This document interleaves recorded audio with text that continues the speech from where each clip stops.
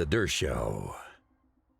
I have to tell you the story about how things changed with the Red Sox and its relationship to politics. So I was a Red Sox fan, good friend of John Henry, the owner of the Red Sox. He would invite me to sit next to him in the games in the owner's box. He invited me on his airplane. He invited me on his boat. We were good friends, social friends. My wife. I remember singing "Some Enchanted Evening" on his boat one night for entertainment, and then I committed the worst sin. No, I didn't become a Yankees fan. Much worse.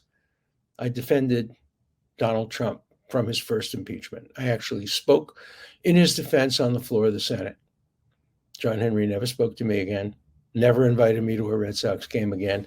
If he could, he'd probably take the ring back, but he can't. I'm keeping the ring, but I will no longer ever sit in a Red Sox box with the owners or with the owner, and never again be invited to. I was in the locker room when the Red Sox won the World Series. I had champagne poured in my head by Big Papi. I used to go to spring training, but then the cardinal sin. I defended. I exercised the constitutional right of a lawyer and the constitutional right of a client to have a lawyer. I actually went in front of the Senate and made an argument, never mentioned Trump's name, that impeachment requires high crimes and misdemeanors. Hey, that's only in the Constitution. And as a result of that, never again went to spring training, never again was invited to a Red Sox game, haven't been to a Red Sox game.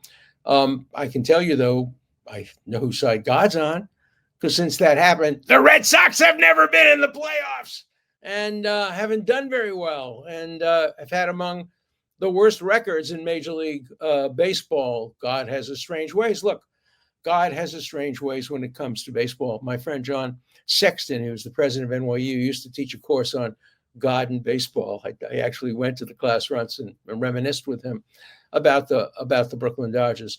Look, in 1955, when I was a freshman in college, the Dodgers were in the World Series, and I made a deal with God. I said, look, I know I'm in college. A lot of kids stop going to synagogue, but if you give the Dodgers a World Series victory, I'm going to go to synagogue. And God kept his part of the deal. He gave the Dodgers a World Series victory. I kept my part of the deal. I went to the synagogue. And then the Dodgers moved. They moved out of Brooklyn. They moved to Los Angeles. And I said, that wasn't part of the deal. That wasn't part of the deal. So, that's the way God and baseball work together. I grew up down the block from where Sandy Koufax lived. Sandy originally lived in Bensonhurst, which is an adjoining neighborhood in Brooklyn. But then when his father, Irving Koufax, started a little law practice, Irving Koufax, tax, insurance, automobile accidents, out of his house on 48th Street between 15th and 14th Avenue, past his house almost every day going to the subway. And of course, I saw Sandy Koufax all the time.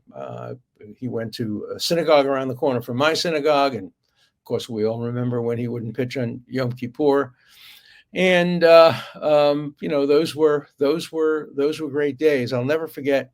I also became friendly toward the end of his life with Carl Erskine. And I actually went to see Sandy Koufax pitch a couple of times in Los Angeles. And for I don't remember, it's my 50th birthday or my 60th birthday, my wonderful wife, Carolyn, brought a guest home for dinner for my birthday. Who was it? It was Sandy Koufax. And Sandy Koufax came to dinner at my house in Cambridge, sat at our dining room table, and we reminisced about growing up in Brooklyn. Sandy's still doing great. He looks like he's, 50 years old, and he's very shy. Wonderful guy, and we had slightly different memories of Brooklyn. I was brought up, a more Orthodox, observant Jew. He more secular, but he didn't pitch on Yom Kippur. So, baseball. I have pictures with Supreme Court justices. I have pictures with presidents, but throwing the first pitch at Fenway has to be a highlight. But I'll never do it again, and I'll never be spoken to probably by John Henry or his wife because I committed the cardinal sin. Again, not rooting for the Yankees, but defending Donald Trump, going in front of the United States Senate and actually making a constitutional defense against an unconstitutional impeachment. That surely justifies taking away all of my relationship to the Boston Red Sox.